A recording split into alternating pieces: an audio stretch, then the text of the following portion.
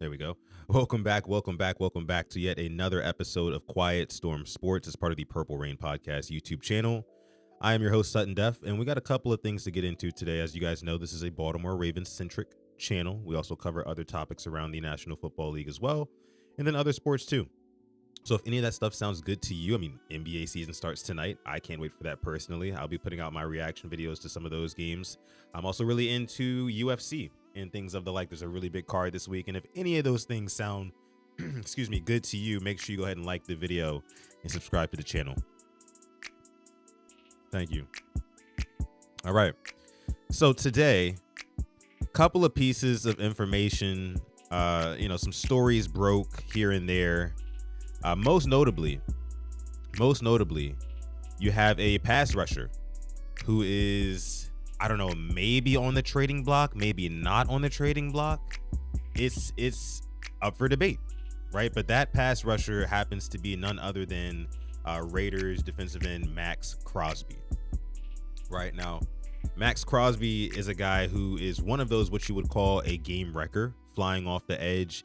He's one of the best at getting pressure off the edge in this game right now. He's right up there with the Micah Parsons of the league. He's right up there with the TJ Watts and Myles Garrett's and things of the like. He's right there with them. By the way, I am live right now. Appreciate y'all for coming through and watching live. Taurus, I see you in the chat. Point, I see you in the chat. If you're live here in the chat with me, let me know. Sound off. If you're watching the replay of this episode, shout out to you. What's going on? Make sure you put the replay gang, hashtag replay gang down below in the comment section on YouTube. I'd appreciate that. But look, again, when I'm talking about Maxx Crosby here, yeah, he is the prototype of what you would want at an edge rusher, and he is a part of a Raiders team who is currently sitting at 2-5, and they're looking at their next three opponents being the Jaguars, the Broncos, and the Cowboys. Right? And oh, by the way, you're in a division with the Kansas City Chiefs, who look like they're the best team in the NFL right now. You have the Denver Broncos, who just keep being scrappy, and they're sitting at 4-5-2, something like that. And then you have the Los Angeles Chargers, who are still going to be scrappy, and they're going to get healthier, right? And they're going to go ahead and make a run at the end of their season as well. So it really doesn't look like there's a whole lot of hope at the end of the tunnel for this Raiders team. So it seems like, right on the surface, it seems like these guys would be sellers before the November 4th trade deadline, right? And it's been all rumored today.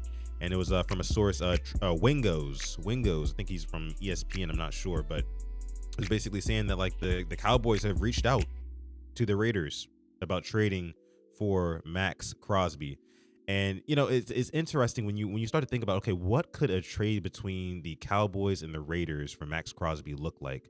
I think the baseline default would be those 2 first-round picks that the Dallas Cowboys have sitting in their back pocket right now, after they acquired an extra first-round pick from the Green Bay Packers for Micah Parsons right before this season started. So with that being the baseline, 2 first-round picks, and I'm sure, by the time these two sides, because I'm sure here's probably what happened, right? You probably had the Raiders, you probably had the Cowboys come to the Raiders and lowball them, right? Hey, look, we'll give you 1 first-round pick, and we'll probably give you, this starter at this position of need of yours, right? And the Raiders were probably like, no, fuck that. Give us 2 first-round picks. We know you got 2. We want 2. You have a generational talent that will be entering your building, right? And a Maxx Crosby. We want 2. Maxx Crosby is cheaper than a Micah Parsons is, right? He's a better run defender than Micah Parsons is. As a matter of fact, I think he plays the second. Maxx Crosby plays the second most run defense downs as a defensive end to Micah Parsons 55th in the league. So do with that what you will, but I do think 100% think that Maxx Crosby is worth it. He's worth the move. And the 2 first-round picks. So I think that the two sides will eventually get to, okay, we'll give you 2 firsts, and then maybe, I don't know, a bench player or like a 5th or a 6th or something, just to make it sweet. Who knows? But my point is, I could totally see Jerry Jones making this type of move. This type of blockbuster splash move after you just blew out your rival Commanders, right? And your team is looking like it's on the up and up.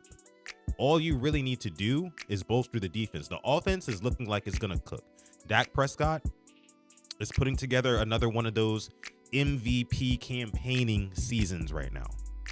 So I think if you're Jerry Jones, right, you kind of get a twofer right here. You can, number one, bolster your team's defense and send them on a path to maybe winning the division, right? Because you already have a good offense. And at the same time, you get to send a big FU in the face to Michael Parsons and his agent, Mulageta, I believe his name is.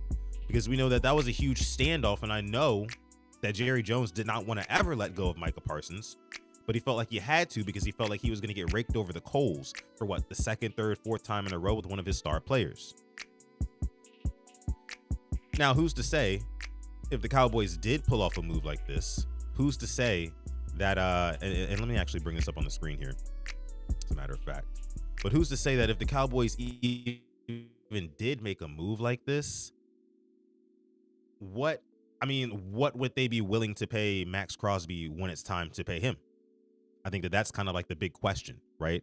143 people watching live right now. Big shout out to you guys. Thank you guys so much for coming through to this episode of Quiet Storm Sports on the Purple Rain Podcast YouTube channel. If you're watching on X right now, shout out to you. Make sure you come over to YouTube, man. Type in the Purple Rain Podcast. You guys see how it's spelled right there. Check us out on YouTube. Make sure you hit that subscribe button, like the videos, all that good stuff. Let me see. Torres says, to be fair, I think Crosby's getting surgery. I think he'll be out for a minute. I don't think it's anything season ending, though. It wouldn't be anything season ending. And the Cowboys would be checking for him. No way. I think it's only like maybe a couple week thing at most. I would say, like, there's no way, guys. I mean, we'd have to look it up. But I just can't imagine teams like, and I've been saying this a lot lately, but like jockeying for position to acquire Maxx Crosby before the trade deadline if he's going to be out long term, you know, because the reason why you go after players before the trade deadline is so you can bolster one part of your roster to go make a run. So I just, you know, don't really see that being a thing. But again, I'd have to look into it. Zeke, what's going on, Zeke? Appreciate you for coming through. Again, if you're in the live chat, make sure you let me know you're in the live chat. Want to give you guys a shout out. I see my guy Mad Rasta in the house. What's going on, Mad Rasta? Appreciate you for coming through. Says his knee. I don't know, bro. I don't know. I have to look it up. I gotta look into it. Somebody look it up for me real quick. Throw it in the chat. What his injury is. Let me actually see. I think I can do it here, actually. Matter of fact, we can look this up together, guys. Hold on.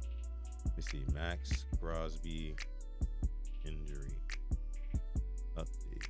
Let's see. Doubtful with knee and back problems. Okay. Let's see, guys. Let's see. Doubtful with a knee. Let's see. Oh, this was, I think, during the game. Let me go to this other article. That was a day ago. From Fantasy Pros, expected to be good.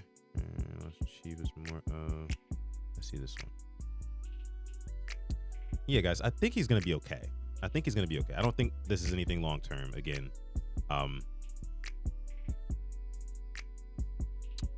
see. Oh, here it is, right here. And while fans were likely concerned Crosby's injury could have been a long-term issue given the optics of Gray's low block, but the team got good news on his prognosis, according to NFL Network's Ian Rappaport. So yeah, I think he's going to be okay, guys. I think he's going to be all right. And I think that's why teams are probably trying to go ahead and get him right now. That's why that's happening. But let's go ahead and keep talking about what this could potentially look like, right? Slicer59 says, thanks, PRP, for your Ravens content. Of course, Slicer, man. I'm always here for you guys. Or at least I try to be as much as I can. You know, let me see. Zeke Hokage giving another shout out. Says, Sutton, keep going. Keep up the great work. Yes, sir. I got you guys. All right, but let's keep going here. And make sure you guys like the video too. Almost 200 people watching live. Appreciate y'all for showing up, popping out. But top trade packages that we could be looking at with this whole Maxx Crosby after the Cowboys thing. Let's scroll down here. I'm going to read off this article by Bleacher Report. It was pretty interesting to me. And this one was written by writer Mo Moten, so shout out to him. Says last week the Raiders fell to 2-5. Teams will inquire about Maxx Crosby's availability in hopes that the Raiders are sellers ahead of the November 4th trade deadline. One club might be first in line if the silver and black parts ways with a star pass rusher. Let me see. So yeah, Trey Wingo reported that today, that they're having conversations about this now. And it says, as of right now, the Raiders have not expressed interest in trading Crosby. He's an accomplished player and a team captain. Also, the club just signed him to a 3-year, $106.5 million extension in March. Owner Mark Davis, Raiders owners, who's been much involved with the team, would have to stamp approval on this move himself, though Crosby may grow frustrated with the team's inability to sustain any progress since it drafted him in 2019.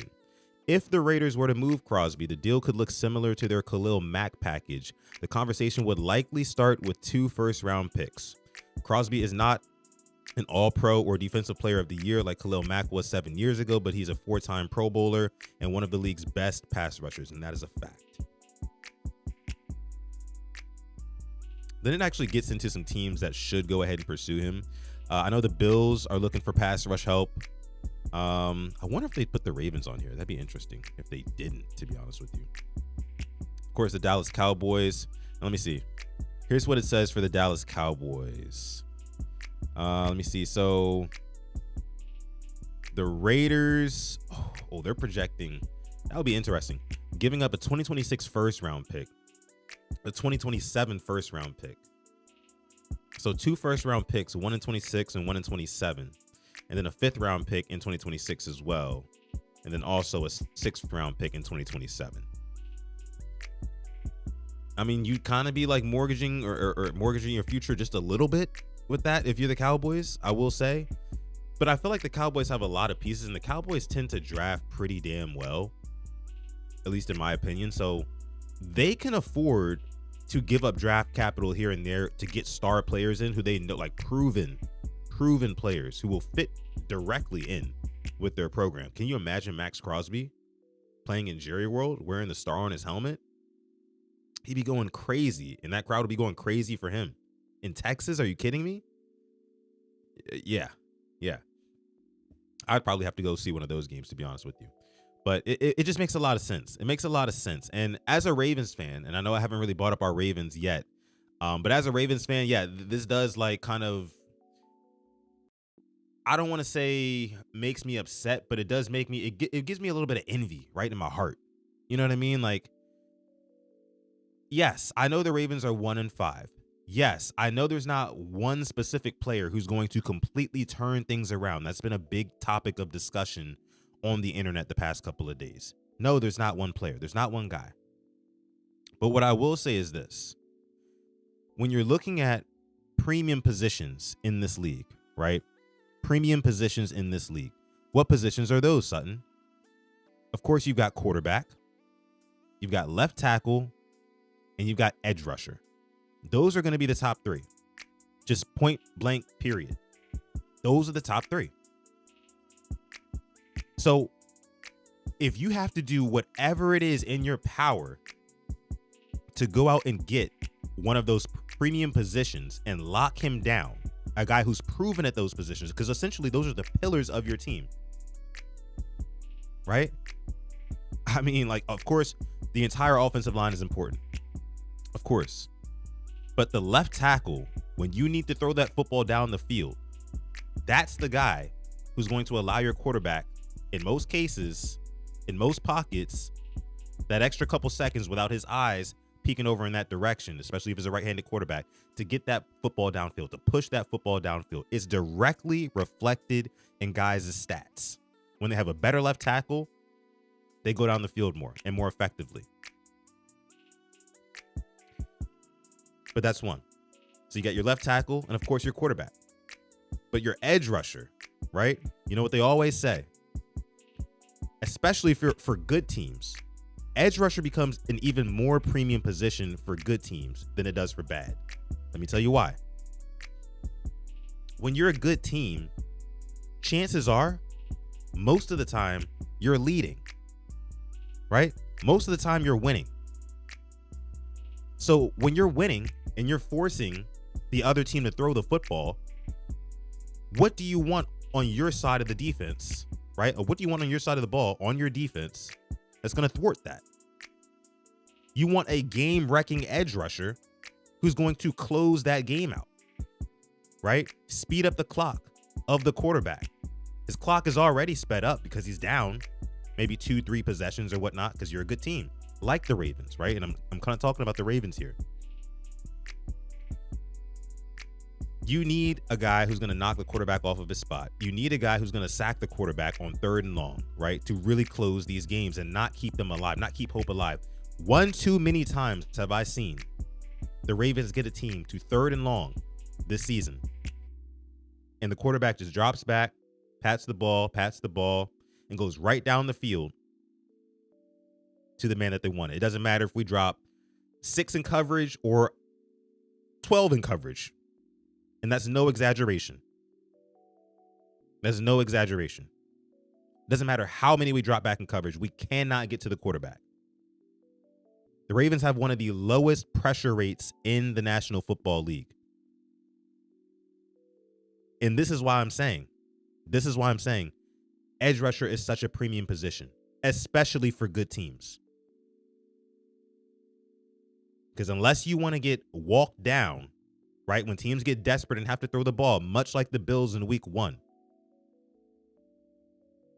you need a guy. And for a second, I thought that guy was going to be Nnamdi Madubuike, and he got a sack in big time against the Bills, in crunch time against the Bills. Ended one of their drives. Nnamdi Madubuike did. As an interior D lineman, of course, we lost him for the season. The most tragic news the Ravens could have gotten this season, outside of course, maybe one other player. But yes, guys, I say all this to say, the Ravens have to stop trying to get a discount D end. You got to stop with that. When your championship window is open, you need a guy like this, like Maxx Crosby, right? You do not need to draft a safety. You don't need to draft another safety if you already have one of the best safeties in the league. Because guess what's happening now? Now we're having to run 3 safety looks, right? And bring Kyle Hamilton into the box. Which means that the Ravens don't have a whole lot of trust in Malachi Starks, their 1st round pick, safety out of Georgia. They don't have a whole lot of trust in his production holding it down back there on his own. Which means that 1st round pick was a pure waste. So something's got to change with the philosophy. And I know I stand up for EDC, Eric DeCosta, Ravens GM, a whole lot on this podcast. But something's got to change when it comes to that. You cannot spare expenses on premium positions in this league. You just can't do it. You just can't do it. Man, it's man, what a time to be alive as a Ravens fan, right? What a time to be alive. Let me see what you guys are saying here in the chat. Jarvo, what's going on, Jarvo? Jarvo says, with the number 2 draft pick, the Ravens select a cornerback. Yeah, see, that's exactly what does not need to happen. Does not need to happen at all. So, yeah, Ravens are going to have some soul searching to do because I saw today that they've been, me and Alex talked about it yesterday. They bought in Carl Lawson yesterday, which wouldn't be a terrible signing. Like, if you, at this point, you need warm bodies to rush the passer or be on the defensive line, period. I saw that they were looking at a couple of guys earlier today, one of who they signed to the practice squad. Let me get his name really quick. I had him in here. What was his name? It was a nobody. The Ravens have signed defensive tackle David Olajiga to the practice squad. International defensive lineman. It's just, okay. right?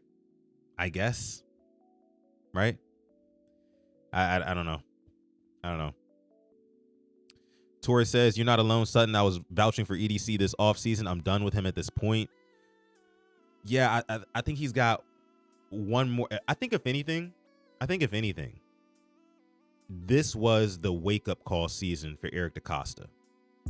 Because if you think about it, in years past, when you had like a peak Eric DeCosta roster, so like 2023 to 2024, with compliments to, I won't even mention 2019. That was just lightning in a bottle, Lamar. But 2023 and 2024 Ravens, like that was like peak Eric DeCosta roster. Ravens should have got it done both of those years, if we're being honest with ourselves, right? And then you go into this year where it's just kind of like, all right, we still have 95% of the pieces of the roster that we've had last year, and in some places we've even upgraded. However, we find ourselves 1-5, and here I was, Eric DeCosta, that is, back in April, talking about, oh, I think we should get this safety because he's best player available at our pick, instead of taking a swing on one of the positions of need that you have. I think that's probably the biggest lesson that Eric DeCosta is going to take out of this season. Do not take for granted, right, what you have at those premium positions. Love Ronnie Stanley at left tackle. Love locking him up and signing him over the offseason. I like the continuity there. I do. Yes, Ronnie Stanley's on and off, but he's a lot better we're a lot better. The Ravens are a lot better when he's healthy. So, but you know, and of course, quarterback, you've got your premium position locked down there. But then edge rusher has just always been a question mark. It's just always been a big question mark. And you know, of course, kind of like the you guys know where I'm about to go with this. The big thing was supposed to be Mike Green, right? That was kind of like the end all be all, right? Second round pick, drafted like 50 something overall, 17 and a half sacks at Marshall. And you know, I think Ravens fans were just kind of banking on him translating some of that production to the league. But here we are, 8 weeks in, damn near, and we have 0 recorded sacks for Mike Green and very minimal pressures as well. So whether or not you want to put a lot of that on the defensive scheme, or whether you want to put it solely on Mike Green and him just not being able to produce at the NFL level, the point is he ain't producing, guys. He ain't producing. And if he ain't producing, then we're going to have to get somebody else in there. And I think we're going to have to take a big swing at that position. We're going to have to take a big swing. I think that's probably the only thing. Because if you think about it, what is a defensive end good for? Not only just sacking the quarterback, but creating turnovers, forcing turnovers. That's what they're good for. We got a super chat donation, Matt Rasta, making it rain here in the chat. Appreciate you, Matt Rasta. Let me bring your comment up here. He's dropping the 5-piece in here. It says every EDC move before the season has been trash. Green and Starks are busts. And see, I don't even want to go as far as calling them busts just yet. You know, because I do believe in development. You know, and with these guys, they've been asked to do a lot. And I get that. But when you're putting these players in position, right, where they have to be the guy, Malachi Starks has to be the guy from day one. You know what I mean? Mike Green has to be the guy from day one, because outside of him, you knew you weren't getting a whole bunch of big game sacks out of Odafe Owe, out of Kyle Van Noy, right, out of Tavius Robinson, one of which who's not even a Raven anymore. Another one who broke his foot, going to be out a couple months. And Kyle Van Noy, who's not getting any younger. He's in his 13th season. You kind of put it on Mike Green like, hey, kid, you're next up.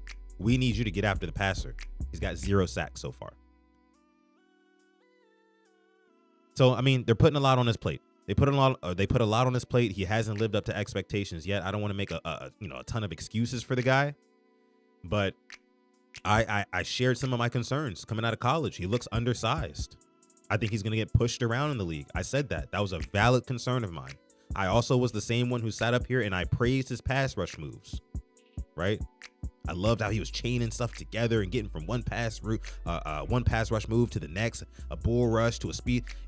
I loved it. But I did say, and you guys can go and rewind the tape on some of our previous episodes around draft season. I was saying like, hey, look, like he might have to put on some weight. He might have to put on some weight first. And that's just what it is. So, but yeah. You need an edge rusher. That's the point. But thank you, Rasta, for the super chat donation. Kwame says scheme. I think I can agree with that. And I will actually get into that in a second here. I'm going to get into that in a second because I think that Marlon Humphrey said something very interesting yesterday that I want to share with you guys. So if you guys are down to listen to that and we can kind of dissect it and break it all apart, because I feel like Ravens players, and you guys, we talked about the anonymous article that came out from the Baltimore Sun yesterday. I feel like Ravens players are slowly but surely, I don't want to say spilling the tea, right? But like they're slowly but surely telling us their feelings about the team, and I feel like Marlon Humphrey did that yesterday. But shout out to you guys for tuning into this episode of Quiet Storm Sports. Again, I am your host, Sutton Def. If you're watching on X, make sure you give me a follow. If you're watching on YouTube, make sure you hit that like button. Also subscribe to our channel as well. This is the Purple Rain podcast. We do go live damn near daily, but definitely every Monday and Thursday, 6:30 p.m. Eastern time. Me and my co-host, Simply AS10.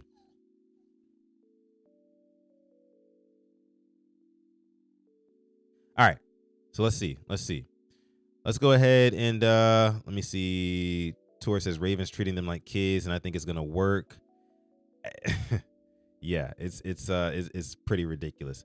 Actually, I guess we can touch on that really quickly. I was very, very not gonna say surprised, but it kind of rubbed me the wrong way when I heard that the Ravens coaching staff, they decided to get rid of the games and the little things in the locker room that kind of bring the teammates together, right? Bring the guys together and promote camaraderie and morale and chemistry and all that good stuff. I don't understand. Like, this is not college, right? This is not college. These are grown men in that locker room. And you're telling them we're going to take away like the workplace activities that we have in place here to actually make the workplace a better place to work, right? We're going to take that away because we think you guys aren't focused enough. This isn't college, bro. This isn't high school. This is professional football. So I think that it's kind of backwards, kind of hustling backwards there, right? For me. And I also think it's kind of nasty because, I mean, why it feels like the Ravens coaches are putting a lot of the onus on the players instead of themselves by sending that sort of message. Like, hey, we think you guys are too distracted. These struggles from this team are solely on you guys. You guys are too distracted. We're going to take away all this stuff that kind of lightens the mood in the locker room. It's just nasty to me. It's just nasty. Man, this team, right? Urban Closer says it's not the military, it's freaking football, for crying out loud. Right, exactly. It's a game. And you're taking these other like mental and physical games out of the locker room that can literally bring teammates together and kind of get the chemistry and morale where it needs to be in the locker room right now, because right now it's piss poor. You know what I'm saying? Like, it's just, I don't get it, guys. But speaking of the locker room, we did get some clips from after practice yesterday.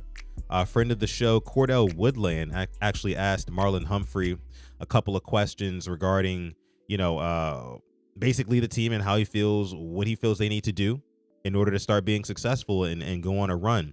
So let's go ahead and take a listen here to what Marlon Humphrey had to say yesterday. Let's go ahead and take a listen. I feel like you guys have to do to start playing more consistent winning football, really on both sides? Yeah, I've kind of given up on what we need to do. I'm putting all that in the coaches' hands. The coaches give us what we need to do, and we try to go from there.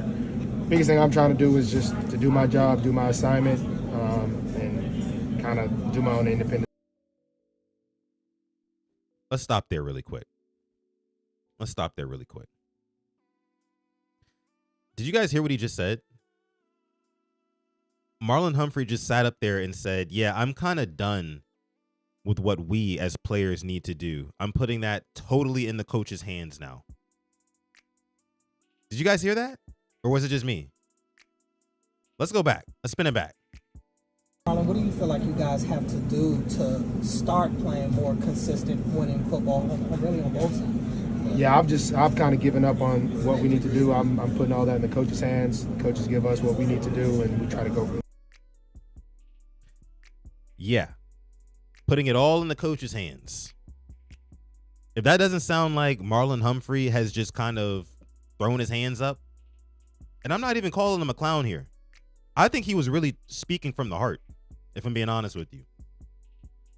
Because I think what he's saying here, guys, is, look, like, we've tried to, as players, and this is me speculating, but it's just what makes sense to me, right? With Marlon Humphrey saying, hey, look, I'm done with, trying to figure out what we need to do. Obviously, we don't know what we need to do. We're going to put it all in the coach's hands. Kind of says to me like, hey, look, we tried to come to the coaches. We tried to come to Coach Harbaugh. We tried to go to Coach Orr, to Coach Monken and whoever else and try to give them our input and have this be a collaborative effort. And all the signs that we have of Harbaugh in the past, all of the evidence that we have from Harbaugh in the past of how he kind of treats his players and kind of rules with an iron fist and a dictatorship, it's like Harbaugh's way or the highway. You guys know what I'm talking about. My Ravens fans who are listening, which I assume is most of you guys. Maybe the same thing's happening here. I mean, you also saw in the anonymous articles, anonymous Raven players were saying things like, yeah, we don't feel like guys have been put in the right position to succeed. Yeah, the creativity on offense hasn't been there. And then you have Marlon Humphrey saying this to the media. I mean, you guys tell me, man. You guys tell me. LH says here, to me, it speaks volumes to how the players are really feeling, and it explains their lack of fight. That's what it looks like here, too. Look at Marlon. Bro looks defeated. He does not look like he wants to be there. And when we start rolling the clip again, you can hear it in his voice. It's not normally what Marlon sounds like. This is not what Marlon Humphrey, coming off of almost, a week and a half, almost 2 weeks with no football, looking forward to a fresh start in a new game, should be looking like. It's really never what he's looked like. It's kind of shocking. Manuel's gaming channel says Marlon is telling us straight up it's a coaching problem. That's what it's looking like. Frank says it looks like he's checked out. Yeah. That's what it's feeling like, guys. And again, it sounds like, again, like what Manuel's saying here, it sounds like he's telling us it's straight up a coaching problem. Yeah. Basically saying like, yeah, bro, we're putting it all in their hands now. They're going to steer the ship. And whatever happens, happens. What will be, will be. Que sera, sera. D-Wiz, what's going on, D-Wiz? Says zero leadership. Yeah, bro. That's what it's given right now, bro. That's what it's given. Appreciate you for coming through, D-Wiz, one of our members here on the channel. All right, let's go ahead and continue with what Marlon had to say. There. Biggest thing I'm trying to do is just to do my job, do my assignment, and kind of do my own independent. He basically saying, look, I'm going to just stay in my place. I'm going to just stay in my place. Studies, take what I have, take what the coaches have, try to go there Sunday, be the best version of myself, help the guys in whatever way I can. But to give the answer, I think we all been trying to figure that out for, really 4 games, 5 games straight. However many we've lost, and so we're still searching for that. Hopefully we'll kind of figure out some things and get get some wins. Is there still faith that the coaches can put you in those spots to do the things you need to do? Is there what setting? Is there still faith? Do you guys still have faith that the coaches, what they're telling you, is still the things that will result in the succession moving forward? I think the best. Yeah, Cordell, big Cordell, what y'all talking about? We've done as players this year is we haven't really questioned the coaches. I think even though we have a losing record, obviously there really hasn't been a lot of turmoil and guys turning on each other. I feel like we have been in this all together. I think there's one positive for the first half. I would say it would be that there has definitely been a want to. There's been a trust there, and I do believe that we are very close. It just close in this league is not enough. You just got to do it, and everybody in our room is definitely still on the mindset that we still can do it, and I believe we can, and I think everyone else believes as well. So it's another opportunity to go out there and try to do it. What do you feel like you guys have to do? So the way he ended it was fine. I like the things he said at the end, kind of things that you would expect to hear. Yeah, I've kind of given up on what we need to do. I'm putting all that in the coach's hands. The coaches give us what we need to do, and we try to go from there. Biggest thing I'm trying to do is just to do my job, do my assignment. But it's the stuff you want to hear. Kind of do my own independent studies. Take what I have, take what the coaches have. Like it on the field. Try to go there Sunday. The guys sticking together. Love to hear that. In whatever way I can. But to give the answer, I think we all been trying to figure that out for as a Ravens fan. Is going to be really 4 games, 5 games straight. Everything we've lost, and so we're still searching for that. Is because I believe we'll kind of figure out that some Lamar things Jackson is coming back. Is there still faith this that week the coaches against the Bears can put you in those spots? And I to believe do the things you need that to the do? Ravens will start to put Is together there some still wins. faith? Do you guys still have faith that the Some of coaches, these what wins they're will be telling tougher you, is than still others. the Some of things these that games will will be tougher result than in others, I should say. the succession Right. moving forward? I think the best thing we've done as But the players Ravens, this year the is we haven't reality really is the questioned Ravens the can only coaches. afford to lose to I think even though we Max. have a losing record, obviously So, there really hasn't been a lot With that of being said, every game, and I've said this before, every game is going to feel like a playoff on each game. other. It's going to feel like a winner we go have home. been in this all together. I think Here that's on out. there's one positive for the So first prepare to half. be stressed out I would say it would be that every single There's Sunday, been- Monday, there has definitely Thursday, been whenever a we play. want to. There's been a Hell, you're probably trust going to be stressed there. out on Thanksgiving. And, We play the Bengals. I Watching Joe do Flacco believe that we are go up very and down close. the field with Just close in this league Chase and is not enough. Higgins. You just got to do it, and It's going to everybody be a stressful watch. in our room is But definitely all we still can do is hold out on the hope. Now, what mindset I will we say still is can do this. it, and I believe we can, and I think Marlon everyone Humphrey else here, believes I mean, as just well, kind of like so his body language. it's another opportunity to go out It there doesn't and really try to do give it. me good Marlon, vibes. what do you feel And like I was you kind of guys looking have through to Twitter do today, to start and I saw playing one of more the beat consistent reporters. winning football? He had mentioned how like the energy. Yeah, I've kind in of the given up on castles what where we the need to Ravens do. practice, I'm their putting all that in the training coach's facility, hands. things like that. Coaches It give just us what doesn't we need feel to do, good, and we try to go right? from there. He Biggest was thing I'm saying, trying like, to do is you would just have thought do my job, that do the my Ravens would have assignment. came out of this bye week and into kinda Bears do my own week independent studies, rejuvenated, take what I have, hype, ready to take what the coaches go. have. Even though yes, Try to they're go there 1-5. Sunday, They're give the 1-5 best version of and myself, things don't help look the the best guys right now. in whatever way I can. They still have But, an to outside give the shot answer, to win this I think division we all been if trying they to can figure get that their out act for, together.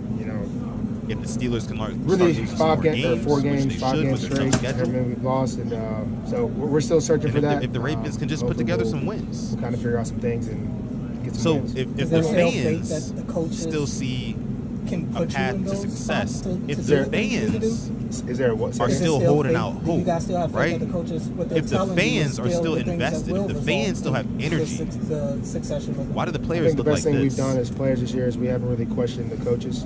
You know what I'm I think, saying? even though we have a losing That's what I'm record, saying. obviously there really hasn't been a lot of And I think again it speaks turmoil to and guys something turning on each systemic other. going on. I feel like we in the have locker been in room. this all together. I think that's Now, there's one when positive for that the stuff will first come half. out and be I would say it revealed would be that. and spilled to the media, who There has knows, definitely been right? a want to.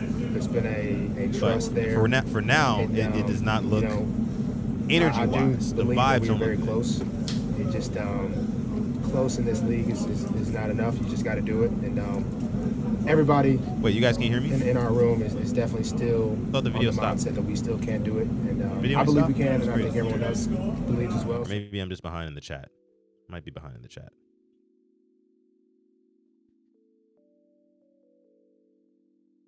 The video wasn't even playing on my end. That's crazy. That's actually crazy. Video been going the whole time. Oh, that's wild. That's wild. I don't know what's wrong with my streaming software, guys. My fault. I should have been switched back. Anyway, again, like I was saying before I got cut off by Marlon Humphrey's loud ass video, I was saying what concerns me is this.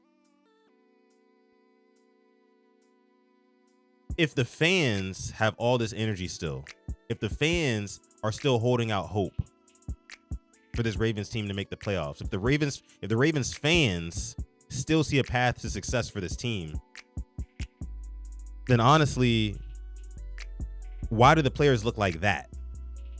Why do the players look like what Marlon Humphrey just looked like? That's what I don't get. That's what I don't understand. Body language is everything. And I don't want to say this team is done, but if you look at the body language of the players, Marlon looks like this team is done. You know? And I can't speak for everybody. But again, man, it's just concerning. And especially the things that we heard in that article yesterday, guys. The things that we heard in that article yesterday about, you know, the Ravens, the players on the Ravens basically saying, oh, well, players aren't being put in the right positions, and, you know, the creativity on offense. I don't know if you guys heard any of that when I said it, but all that shit right there, I think is just kind of like smoke before the fire. It might be smoke before the fire. If this Ravens team, and mark my words, as of today, October 21st, 2025, if this Ravens team goes out this Sunday and lays an egg against the Chicago Bears at home, number one, it's over, legitimately. Because like I said, you can only really afford to lose 2 more games this season and still be competitive to make the playoffs. But if you lose your first one out the bye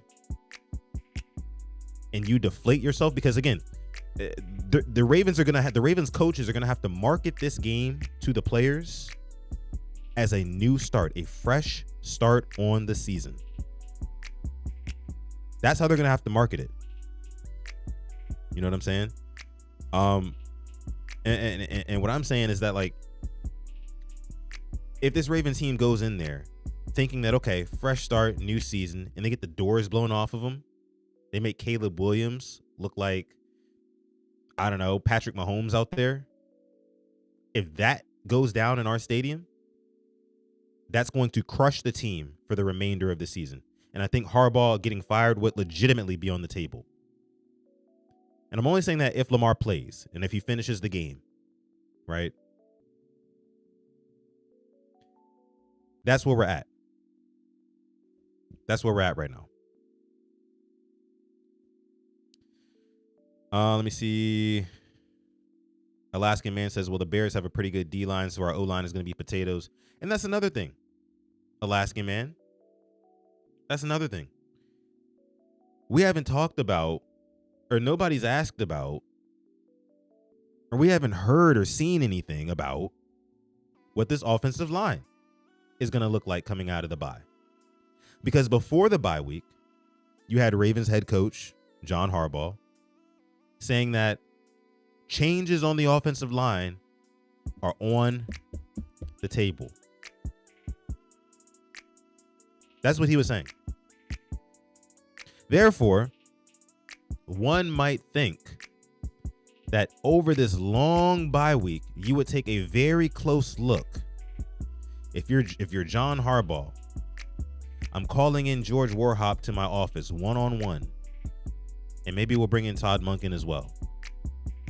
And we'll say, hey guys, coming out of this bye, is there anything on this offensive line? Is there any piece on this offensive line that we want to interchange? Do we want to take another look at the guard position and maybe swap out Falele for, I don't know, a Bullock or an Emory Jones when he's cleared by the doctors to play? Or God forbid, Cleveland? Do we want to see what we can do at left guard maybe and getting Voorhees out of there and seeing who? It couldn't hurt. However, I can almost guarantee you this. You're going to see the same 5 guys out there. You're going to see the same 5 guys out there. Now, hopefully, coming out of the bye, you have the Ravens going back to a lot of those outside zone runs. Of course, they're going to want to ease Lamar Jackson back into playing condition. And of course, and ease his hamstring in. So Lamar's first game back, I'd probably bet his unders. I think he's going to manage the game very well, make plays where he needs to. But the bulk of it is going to be probably Derrick Henry getting to that outside, right? Kind of nullifying that defensive line and trying to run between the tackles, but trying to get to that outside. And again, the hope is Ronnie Stanley is going to be healthy and remain healthy throughout this game. And I hope, and maybe I can ask or Cordell or one of the guys to ask John Harbaugh this after tomorrow's practice. Like, hey, like everybody talking about the health, status of Lamar Jackson. What's Ronnie Stanley looking like? Because not to give away the game plan too much, I'm sure we're probably going to be running to his side a lot, with him in the game. So is he healthy? Like, is he, no, like not seriously, Harbaugh, is he like good enough to start and finish a football game? Is he good enough to play 4 quarters? Because we've seen 2 or 3 times this season alone where Ronnie Stanley has started a game where he's cleared the injury report and he didn't finish the game. He had to throw in Joseph Noteboom, who is just a fraction, if that, of what Ronnie Stanley is. So that's the question. If Stanley is healthy, the Ravens have a much better shot. A much, much better shot. But yeah. Trey Robinson, I see you in the chat. What's going on, Trey? Appreciate you for coming through. Dav says, I said trade Ronnie 3 years ago and got slaughtered for it on the Ravens Reddit. I don't know if I would have trusted them to draft another left tackle, to be honest with you. Punch, I wouldn't have trusted them to draft another left tackle. Just with how, like, the negligence behind the premium positions on this team. Right? My guy Chris Just Joking from the Ravens Roundup podcast, who we're not having an episode today. I think this is an off week, but he says you got to have the insurance on the insurance, right? And that's kind of stuck with me because that's important.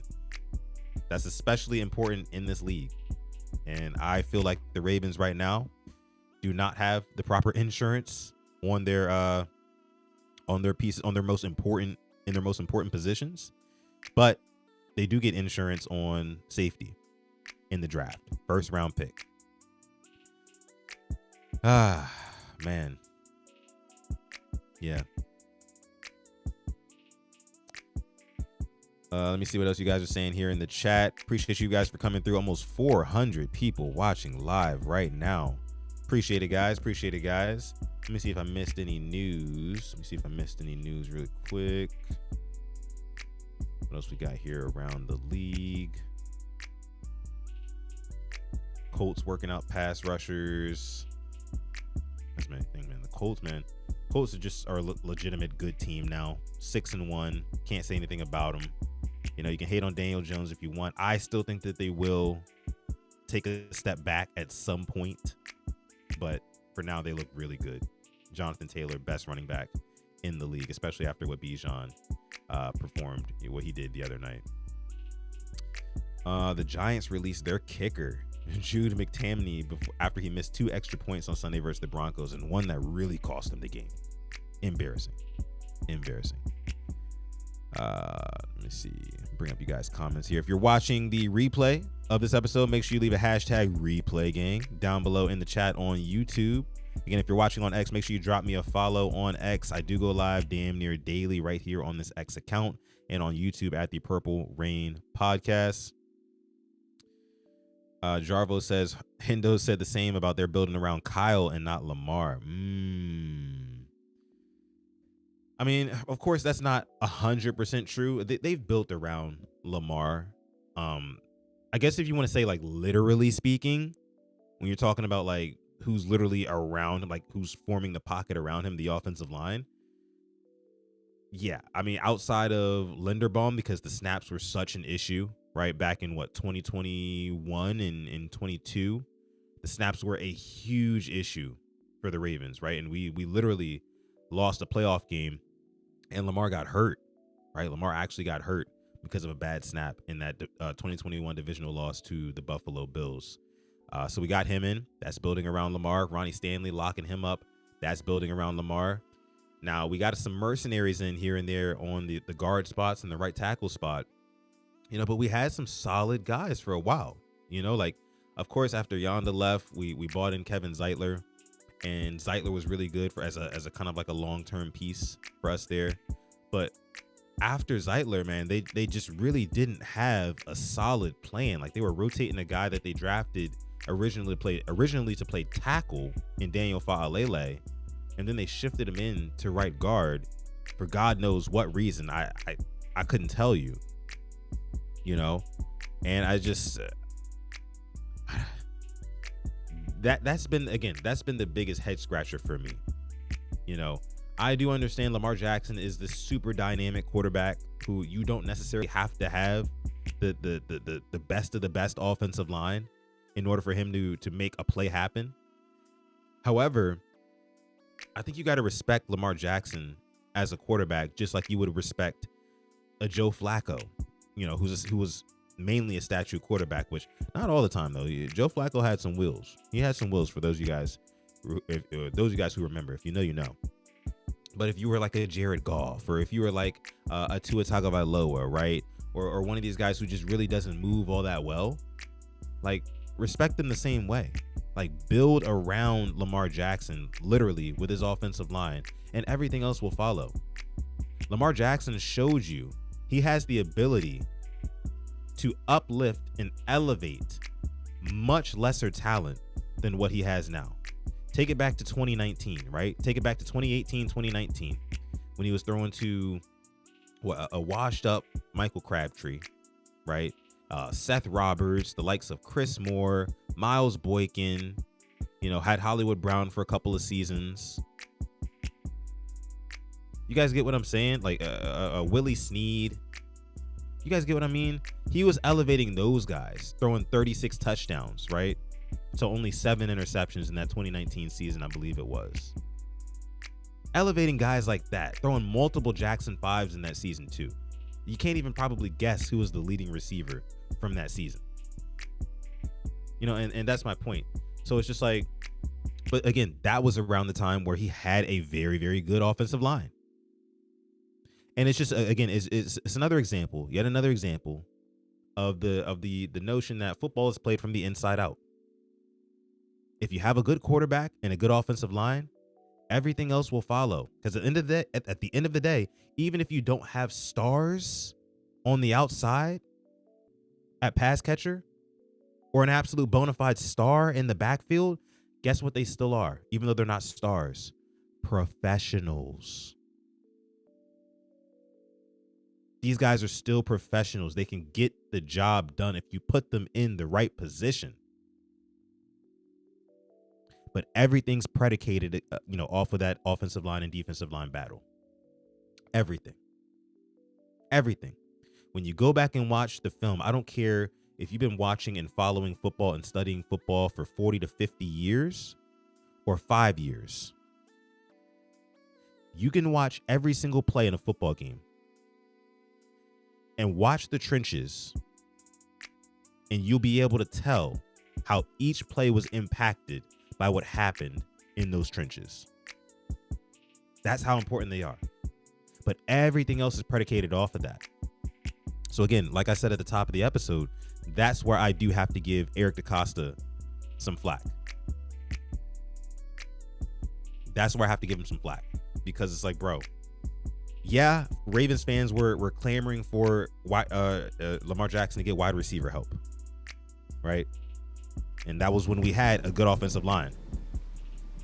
We got good wide receiver help, then the offensive line went down.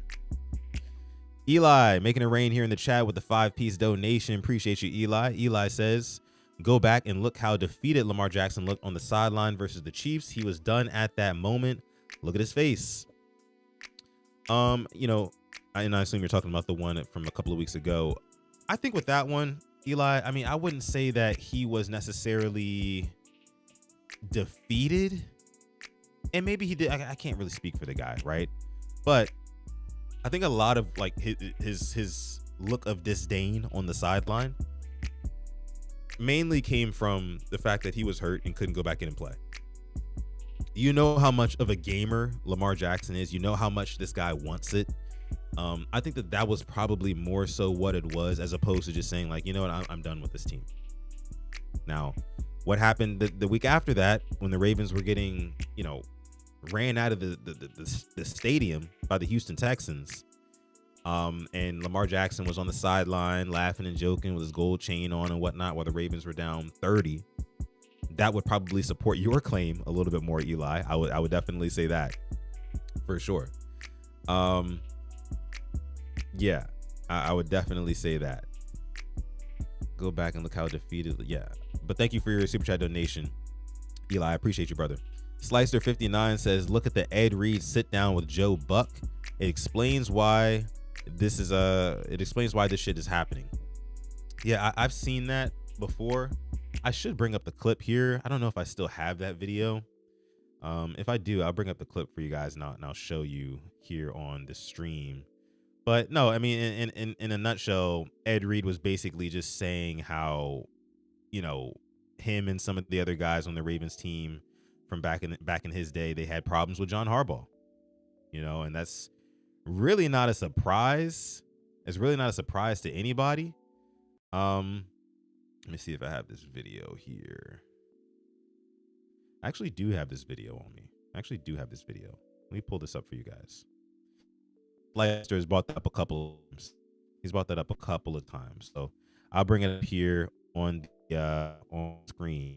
You guys, give me a second. Let me see. In the meantime, bring up some of you guys' comments in here. Punch says Slicer is correct. I knew Harbs will be a problem without 8 when he had an issue with Chris McAllister, who had his issues, but we're still trying to replace low-key Mayo. Yeah, it looked like a lot of people had a problem with him. A lot of people had an issue with him. So hold on. Give me a second, guys. I'll go ahead and bring this up on screen.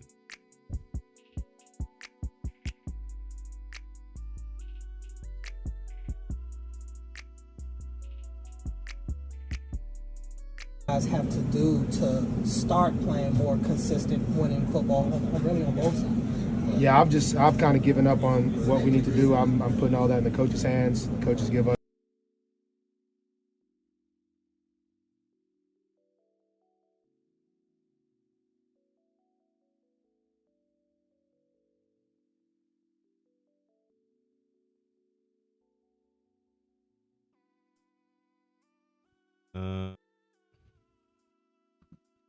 Damn, I was downloading as let me see if it'll let me upload this. Oh, nope, won't let me upload it right now, guys. Gotta do that on the next episode. Sorry, guys, gotta do that on the next episode. But yeah, you guys got the point from what I said, basically. You guys got the point from what I said. Or I think I'll probably just play the audio from it. I'll probably play the audio. Give me a second. Here we go.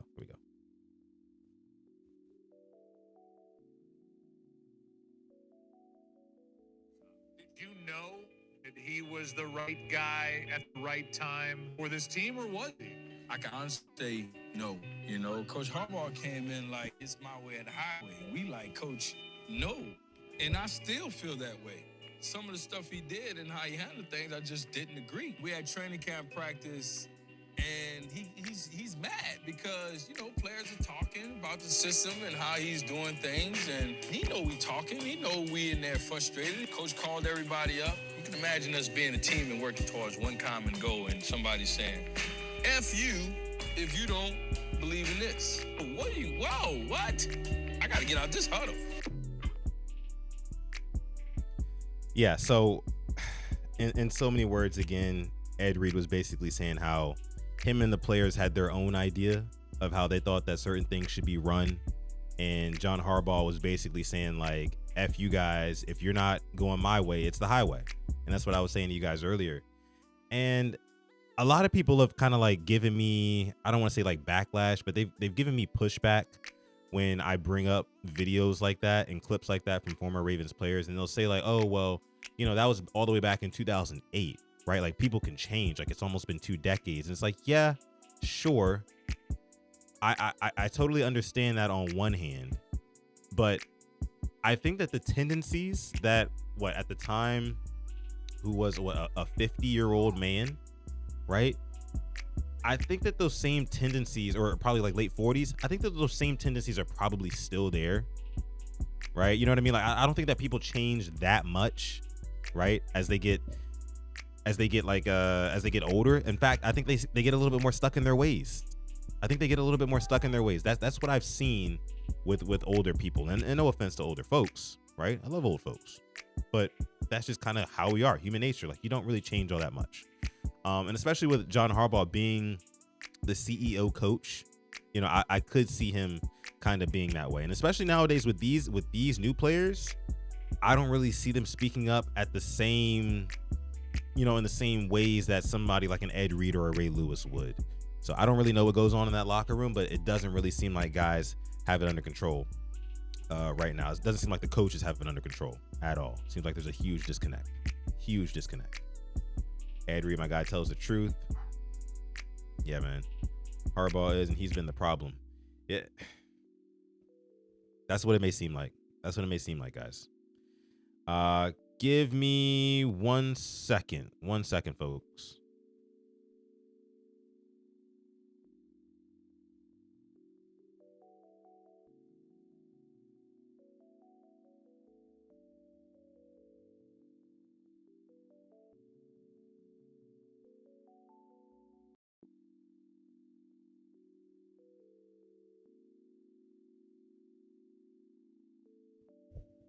All right, folks, I'm back.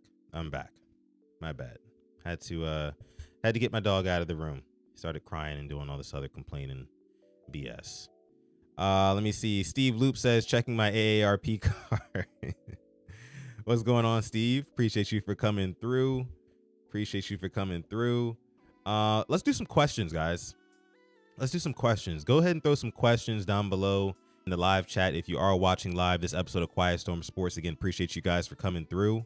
Make sure you like this video, subscribe to our channel as well. If you are new here to the Purple Rain Podcast YouTube channel, this is a Baltimore Ravens centric YouTube channel. If you're watching on X, make sure you go ahead and follow us on YouTube as well at the Purple Rain Podcast. We'd appreciate that. But yeah, if you're part of the hashtag replay gang, this is very important. If you're part of the hashtag replay gang, which means you're watching after the fact, not live, make sure you leave your questions down below in the comments section, because we do like to get back to those as well. And you can actually ask a question about anything. It doesn't even have to just be about Ravens football, but you can ask a question about anything, right? Anything you want to talk about. Let me see what else y'all got in here. Let me see. LH says, I feel Harbaugh has not changed. He can't even acknowledge his faults with the team. If you can't be honest with yourself, change will never happen. That is well said. That is very well said, LH. Yeah, it's just for me, and I joked with Alex about this yesterday. I mentioned the whole, him and Jim Harbaugh went to go visit Donald Trump before, the season started. And I was like, interestingly enough, ever since he went and hung out with Trump, the Ravens are 1-5.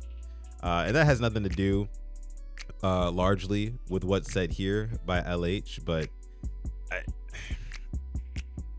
I think that, and I'm not really a big political guy, but I think that people who like lean towards Donald Trump and like trusting him, I think that there is like a little bit of lack of honesty that those people tend to have with themselves. And again, I'm not a political guy by any stretch really, but I think that that's there's a thing there.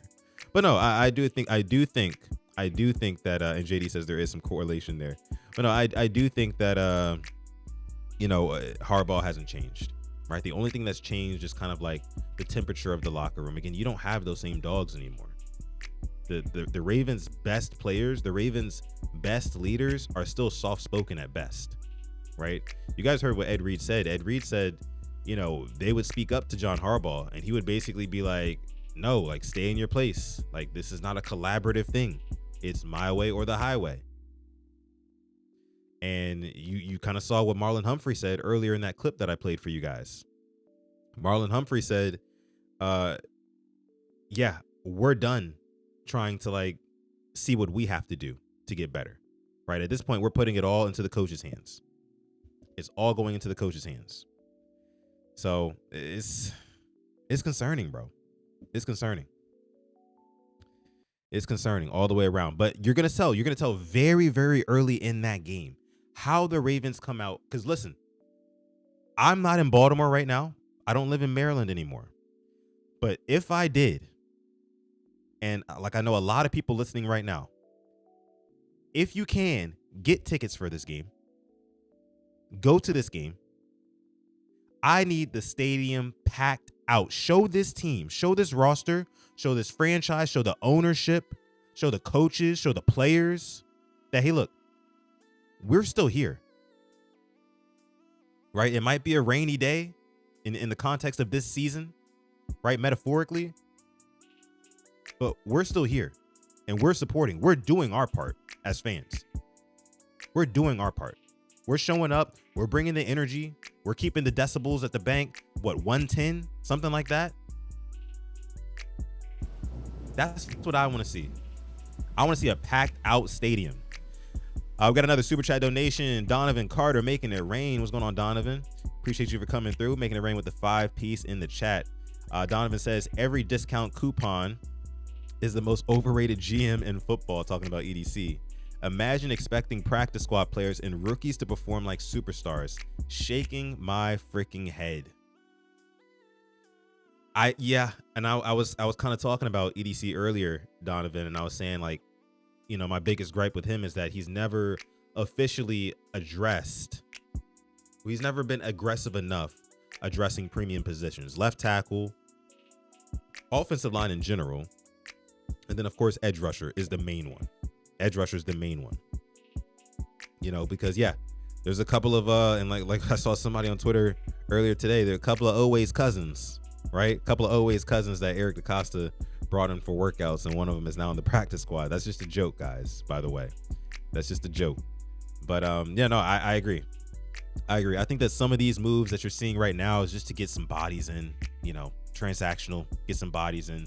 The big swing has not come yet. I think that at this point, Eric DaCosta is probably going to wait. If I had to guess, he's probably going to wait. And if anything happens, it'll be right before the deadline. Donovan with another 5-piece donation. Appreciate you, Donovan. Says, y'all don't go to these games. It ain't worth your money or time. Hit their wallets and maybe they'll do the things they're too arrogant to do. But see, Donovan, here, look, this is where I agree. I agree with you, but I disagree at the same time. Here's why. I disagree because it's only week 8, right? The Ravens have 11 more games, right? After this Bears game, it'll be 10. That'll make 10. And I don't know exactly how many more home games are in that mix.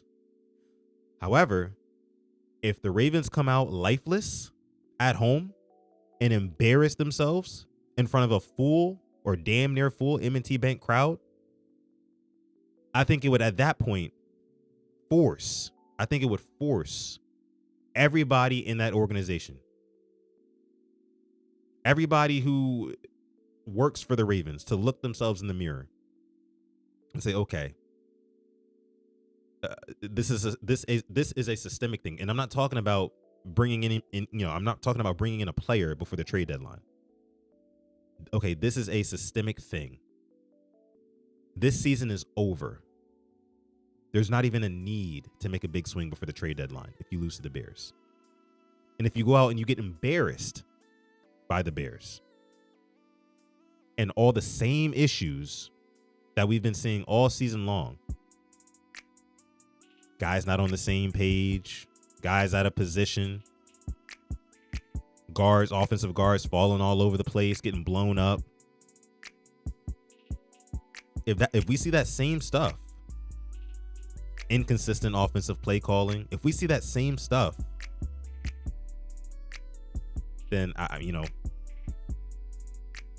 and this is just if it were me. Now, if I'm Steve Bisciotti, which I know I'm not, I think it will be time to make a decision on John Harbaugh and say, okay, we need to go in another direction, because we can't let the excuses fly forever. We just can't. We cannot let the excuses fly forever. Donovan also said here in the chat, and thank you again for your super chat donation, Donovan. If Lamar doesn't play, they lose to the Bears. He already missed Monday. And yeah, and then that's another thing. We're all collectively right now, as Ravens fans, holding our breath for tomorrow, waiting and watching to see whether or not Lamar Jackson will play against the Chicago Bears. Now, I was like much of Ravens Twitter yesterday when they dropped the news that he did not practice on Monday. I was in kind of panic mode because I'm thinking to myself, yo, it's been 22 days, now 23, since Lamar Jackson hurt himself against the Kansas City Chiefs. How much longer, or how severe, rather, is the better question, is this hamstring injury actually? Because at first, John Harbaugh quoted us, 2 to 3 weeks. It's been 3 weeks. He's still not practicing. Wednesday's practice will tell us a whole lot. Because if you plan on playing him, you probably want to start getting him ramped up around Wednesday for a 1 p.m. Sunday game. Granted, it is Lamar Jackson, multiple time MVP, veteran in this league. You could probably pick him up off the couch and he still go out there and perform. But with what's at stake, you'd probably want to get him prepared. So again, I think he will practice tomorrow in some sort of fashion. It might not be a full practice, but I'm projecting a limited practice for Lamar Jackson tomorrow. And by limited, he might just be on a separate field, right? Getting in work with a trainer or throwing passes back and forth or just something, He might not be, with the team all the way back yet. Maybe that'll be a Thursday thing, Friday install. I don't know. But I think he'll be back. All signs still point towards Lamar Jackson playing on Sunday. How healthy he'll be, that's another question. But that's why I also think, again, Derrick Henry is going to still be a huge focal point. They're going to try to build upon what they did against the Rams, guys. Like offensively and defensively. That's going to be in the game plan. By the way, when it comes to the Chicago Bears, I'll just say this. Here's where I think that the Ravens have a big advantage against the Chicago Bears. 2 players in particular. And I'm going to pit them against each other. Kyle Hamilton versus Caleb Williams. Kyle Hamilton versus Caleb Williams. I think that is going to be the most important matchup. Outside of stopping the run, of course, you got to stop Swift, right? That's first and foremost. If you can stop the run, you can get the Bears behind the sticks, right? Force them into some second and longs, some third and longs. Make Caleb Williams drop back and make a decision. But oh, by the way, on certain plays, have Kyle Hamilton screaming off the edge and make him speed up his clock, which it is so very easy to do with Caleb Williams, by the way, and force him into a mistake. We just saw it last night, as a matter of fact, or the other day, whenever that was. But you guys get my point. I think Kyle Hamilton being disruptive around the line of scrimmage is really, really going to bother a Caleb Williams, And now I think about it, Bears defense, if Lamar plays, Bears defense hasn't seen Lamar Jackson. And the Ravens will be at home. I think that this could be a good, this is a perfect bounce back opportunity for the Ravens. And I know the best the Ravens can be coming out of this game is 2-5, and the worst is 1-6. Neither of which sounds appealing. I know that. But at this point, this Ravens team, they just need to see one go through the hoop. They just need to see one go in, right? If they can make one, they can start to feel like they can go 1-0 every week.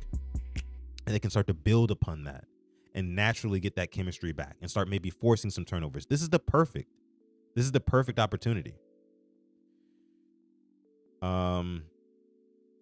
Let me see. Slicer59 says our trenches is not up to par. Despite the Ravens trenches not being up to par when it comes to run defense, the past couple of weeks, the Ravens run defense hasn't been bad. It hasn't been terrible, right? It hasn't been horrible. The Rams didn't really rush for a whole lot against us. I can't remember how much the Texans ran for. Can't remember how much they ran for. But I mean, the biggest games against us this year were James Cook and the Bills, and then of course the Lions game. But outside of that, Ravens haven't been horrible at stopping the run. So even though our trenches aren't up to par, I think we did a pretty good job. And I think with getting Roquan back, I know how you guys feel about Roquan. I think there's a shot. There's a shot. Alaskan Man says we're going to have Mike Green out in coverage. Probably, to be honest with you. Probably. They like to send guys out in coverage, our outside linebackers to protect the flats and things like that. When, I think that we will be much better suited just getting after the quarterback. Having those guys pin their ears back and get after the quarterback. That's just me. Let me see. Donovan says the Bears out-trench us on both sides. We ain't winning. That's why it all comes down to if Lamar Jackson plays. If Lamar plays, I can totally see him being the equalizer, regardless of trenches. Because I mean, we've been out-trenched before, multiple times, against multiple different teams, and still Lamar Jackson is able to do Lamar Jackson things. And that's another reason why I'm just happy if he does play. I'm just happy to have him back as a football fan, right? As a football fan, I would just be happy to have Lamar Jackson back playing football, and just seeing the plays and knowing that on any given down, this guy can remind you of what you love so much about this game. It's not the same thing with Cooper Rush in there at quarterback. I tweeted this at my guy Hoodie Ramey. Shout out to him. I tweeted this at him yesterday. I said that, the offensive ceiling with Cooper Rush in there, the ceiling is made of cinder block. Like it is stone, fixed, locked in one place. It is locked in one specific place. So it'll be nice. It'll be nice having a quarterback back that lets you enjoy the games again. And again, that's if he comes back. Let me see. Donovan says, save us. Please, God, I want us to lose out so badly. I hate Harbaugh so much. I'm rooting against my own team to make Harbaugh look bad. Yeah, guys, it's like at this point, and I know I just said like 15 minutes ago, I said that, if the Ravens come out and they look absolutely flat versus the Bears, me as a businessman, if I'm Steve Bisciotti, which I know I'm not, the Ravens owner, I would have to look at, okay, we've got the pieces back, right? Minus Madubuike. Why are we still getting dominated at home at that? That's when I have to have a conversation, at least one-on-one. And I don't know if they've been doing this already, but I'd have to have a one-on-one sit down, face-to-face conversation with John Harbaugh and give him an ultimatum, basically. Hey, we've been through this for years. For years leading up to this, you've had an opportunity to take your team to glory. You couldn't do it. Now you're backsliding. I think it's time for us to go ahead and make a change here. once you stop progressing, right? Everything felt good after I don't want to say it felt good after the AFC Championship game loss, but it did feel like we reached new heights, right? As a team.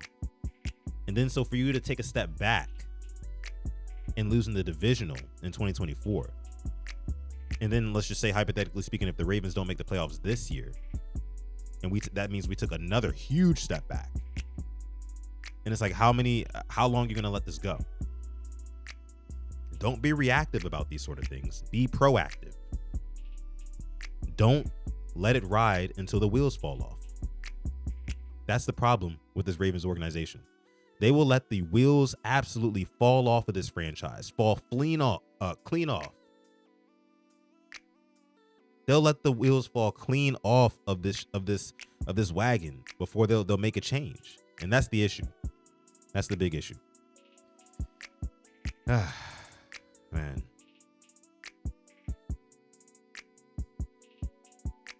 Avery Charles Dewey says the Ravens hired a linebacker who came from one of the most mid eras of Baltimore defenses ever to be our defensive coordinator.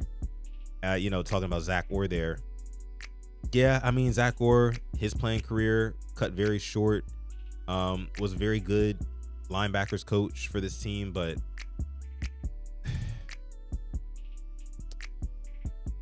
that did seem like a little bit of a premature hire.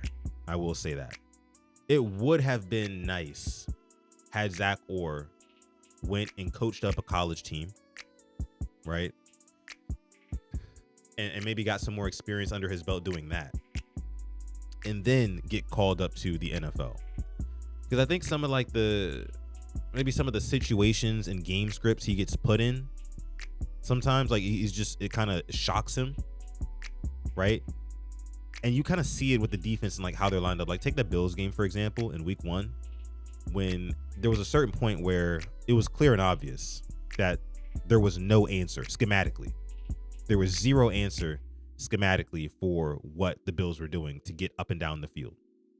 Same thing with the Lions, same thing with the Chiefs, same thing with the Texans, right?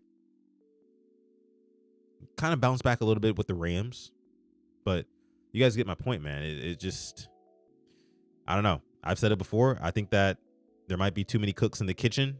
You got Pagano in there. They're still consulting Dean Pease. Harbaugh said he's as involved as he's ever been with the defense. He can't even be more involved than what he is now. I don't know. If you need all this help for that one side of the football, then maybe you need a new leader there. I don't know. It's just me. Christian S says, get back to defense may have to suck for a couple years, and I'm okay with it. But we need to get our identity back, man. It's critical. We are no longer the Ravens without it. No, you're absolutely right about that. Play like a Raven has gone out the window. Donovan with another Super Chat donation. Appreciate you, Donovan. Making it rain here in this episode of Quiet Storm Sports. Donovan says, Harbaugh is like stool softener. He softens an already crap team. Lamar is a gold nugget and a pile of liquid doggy fudge. I mean, the soft allegations, I don't think that John Harbaugh will ever beat. He'll never beat those, right? Because he's just naturally not like a rootin' tootin' tough guy, physically imposing, anything like that. If anything, his brother Jim is more that than he is. John is more of the, cool, calm, and collected, sort of coach, right? That's the kind of guy he is. So I don't think he'll ever beat those allegations. However, I think that's another reason why I would prefer, if the Ravens were to, fire John Harbaugh after this season or whatever, they were to hire another coach, get a guy who the players can buy into, right? I believe that, somewhere else, some other team will buy into John Harbaugh's message. I believe that. If he goes to I don't know, maybe New York, or maybe somewhere, right? Tennessee, somewhere, right? The Jets, I don't know. Though somebody might be able to buy into his message because it's new over there, but it's stale and old over here, right? And I think that this Ravens team, especially playing in the AFC North, right, in this tough conference as well, where toughness is literally the biggest virtue you can have, especially going into the cold weather months, right? December, January, February, and the Super Bowl. You need to be able to play hard-nosed, tough defense and hard-nosed running up the football. And I think you need a coach who guys are going to run through a wall for. If you're not going to have a genius over there, like an offensive mastermind like an Andy Reid, right? Or a defensive monster like a Bill Belichick back in his heyday, then I think you need a Mike Vrabel. That's just me. I mean, if there's anybody who's going to galvanize the troops, and the troops happen to be individuals who are anywhere between 21 and 30, I think you need a guy who's been there, who's done that, right? Who can get in the face of a player, and the player is not questioning, like, hey, like, is this guy actually tough enough to be in my face right now? Like, one of those type of guys. You guys get my point. You guys get what I'm saying. I would appreciate your super chat donation, Donovan. Christian says, what is Harbaugh's message? Yeah, I mean, his message is basically, you guys have heard the coach speak, right? I mean, he's a motivational speaker, right, in the locker room, right? He'll give you stories and make little analogies here and there and stuff like that. Like, he'll say what sounds good, right? He's like Chat GPT in the locker room. If you had to wheel a robot who had Chat GPT installed into it and told it to give the football players a post-game speech based off of whether they lost or they didn't, or there's these conditions, that condition, you fed all that prompt into the robot, he would spit out the same thing that John Harbaugh would spit out on a normal Sunday afternoon. That's what I'm saying. It's going to sound good, right? But much like many people have a beef with things like ChatGPT, like, yeah, what it says will sound good, but how much substance does it have to it? How much weight does it really carry? You know what I mean? Or is it just like words kind of thrown together to sound impressive or look impressive? That's what it feels like with this Ravens team right now, being coached underneath John Harbaugh. Just saying, guys. But yeah. All right, so I'm gonna go ahead and leave it there for this episode of the Quiet Storm of Sports show. Has been about an hour and a half. We still have over 400 people watching live right now. Hello, shout out to you guys. Make sure you follow me on Twitter if you're watching on Twitter right now. I'd appreciate that. Also, if you're watching on Twitter, maybe hop over to YouTube, Purple Rain Podcast. Give us a like, leave us a subscribe as well. We'd appreciate that. That would be perfect from you guys over on X. Love you guys on X. If you're watching on Kick, shout out to you as well. And if you're watching on YouTube already, again, make sure you hit that like button, subscribe. Again, my name is Sutton Def. You can follow me pretty much anywhere at Sutton Def. I will be back tomorrow to cover whether or not Lamar Jackson practiced, whether or not it's really time to panic, and all that sort of good stuff. So again, until next time, I love you guys. Appreciate you guys. Always stay positive, test negative, and never, ever, ever forget, even on the rainiest of days, to call God. I'll catch you guys in the next one. Peace.